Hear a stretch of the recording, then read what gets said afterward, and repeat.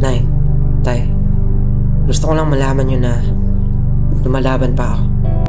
At inaamin ko na isipan ko ng sumuko dahil ang sobrang hirap ng proseso at tagumpay ay malabo.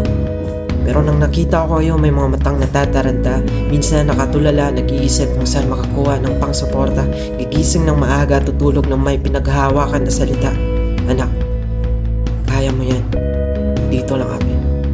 Kaya ikaw sarili, tiisin mo ang hirap, tiisin mo ang sakit, tiisin mo ang antok, tiisin mo ang gutom. Lumaban ka. Kapit pa. Tagumpay ay natatanaw na. Ayaw mo bang makita ang nanay at tatay umiiyak sa sobrang tuwa? Dahil ang pangarap mo ay yun ang nagbuwang. Kaya ang tangi kong panalangin na balang araw masasabi ko rin, Nay, Tay, pahinga na. Kasi ako naman, Hiraya Manarawi.